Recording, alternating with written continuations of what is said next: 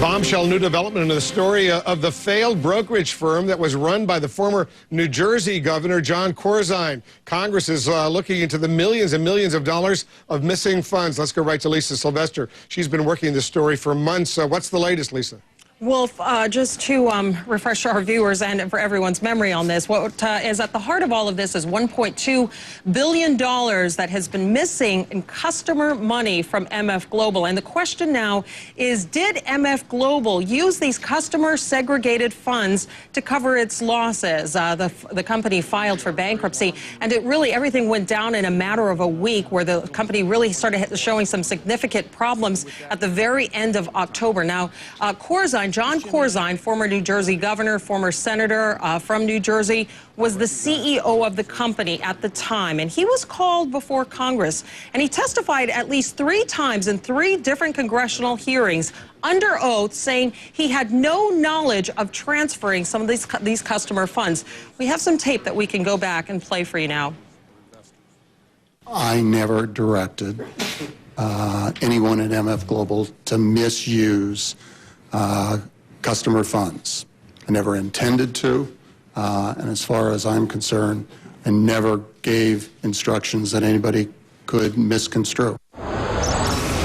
Now, here is the issue, Wolf. There is a woman named Edith O'Brien. She was the treasurer at MF Global.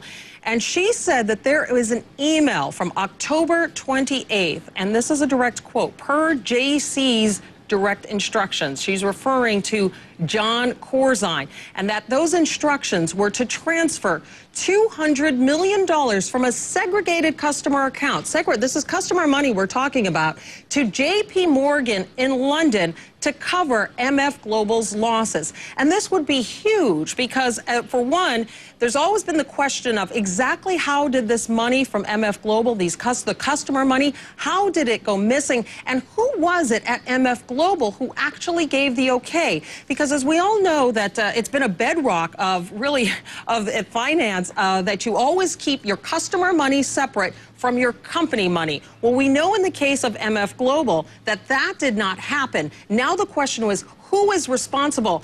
And, you know, we're going to have a situation, I think, of a he says, she says next week, because Edith O'Brien has been called to testify before the House Financial Services Committee. And I'm sure she's going to be asked the questions. How do you explain then John Corzine's testimony, which we just heard, which he repeatedly said he had no knowledge of it? How do you square that now with this new memo, with this email that suggests maybe he did have something to do with it? Maybe he did have the okay. Now, we've reached out to John Corzine's attorney, but we have not heard a response yet, Wolf. Let me know if you get a response. Thanks very much, Lisa, for that.